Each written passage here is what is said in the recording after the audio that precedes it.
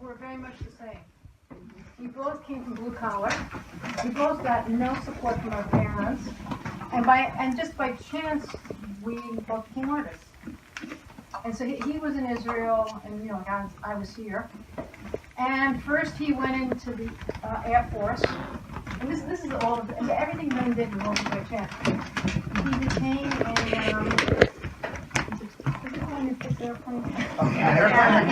airplane mechanic, maybe aviation mechanic. And so then when he finished the Air Force, he started working for the aviation industry, and he was always like in charge of everything. I always sort of pictured him becoming the head of LL eventually. So there he was on a day off, and he was walking in Jerusalem, and he went into Bezalel, which was an art school that was established in the 19th century. He didn't have a pencil. They had to give him a pencil. So, of course, he was taken in provincially because he didn't have a portfolio.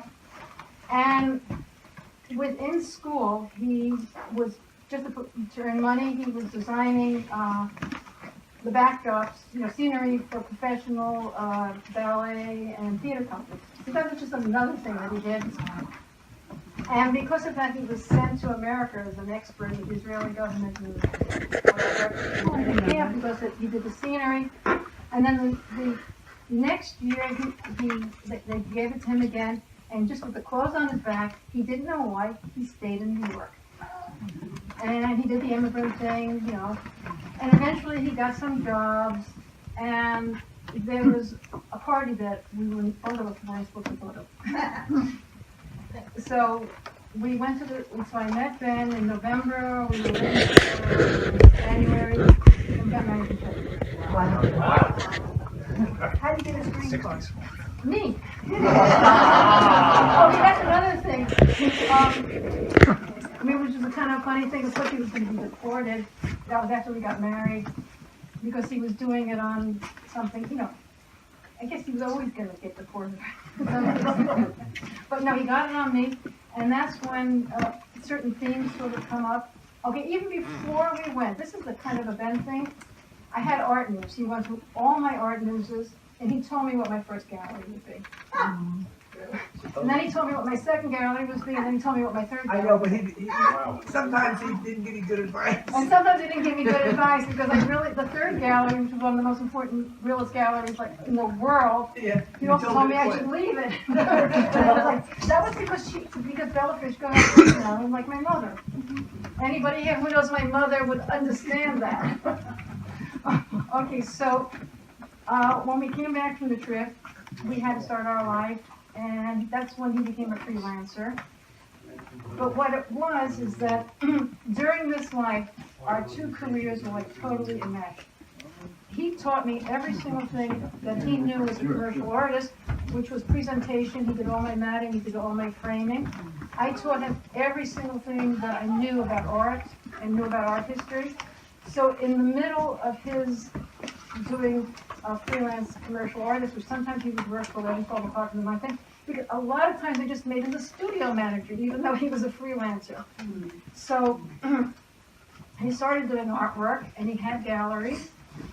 He also wanted to become a children's book illustrator. He found like one of the top publishers in America who's going to publish his children's book, which is, the example was there, but it was in black and white. And then they wanted him to do it over in color, but he kind of like did all these things and just sort of let them go. And then he had a career as a fine artist, but of course he wouldn't work in one media. There's gouache here, there's silver point. He did some things in pointillism, which became a book, which made make a lot of dots like Seurat. And that book is in a Trillion collections. That was a book where he had these things and his poetry to it. And so he just kind of flitted in and out of things, but then he always kind of dropped things. So that's when he stopped being an artist at some point. He also stopped doing freelance. I mean, he stopped working when he was 50. My mother always thought he was selling drugs.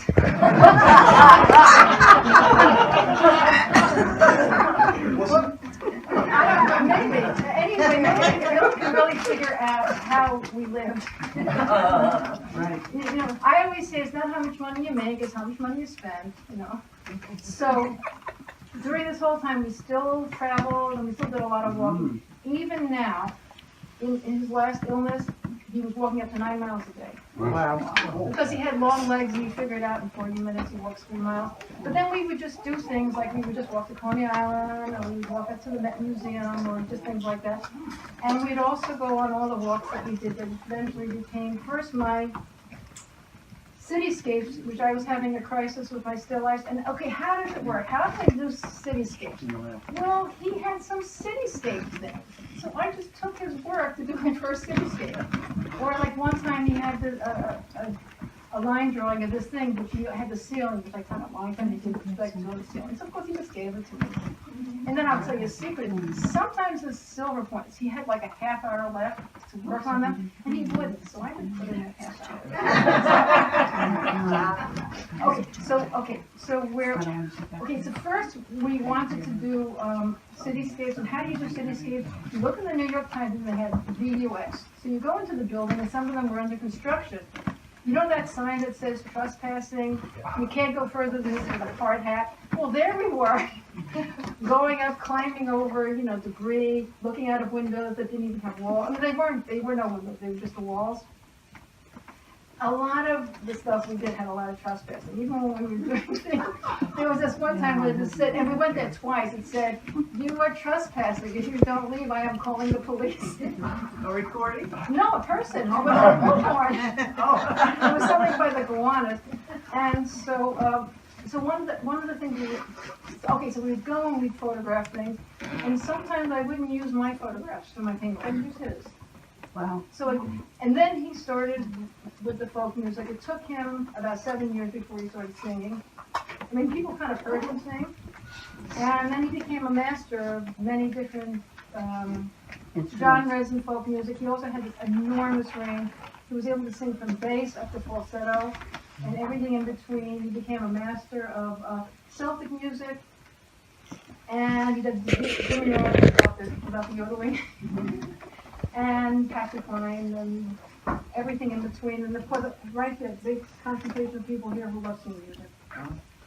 And so when officially you guys are supposed to start singing, okay, this is what's going to happen next. Jerry, who has a day job, such a great musician, is also a cantor.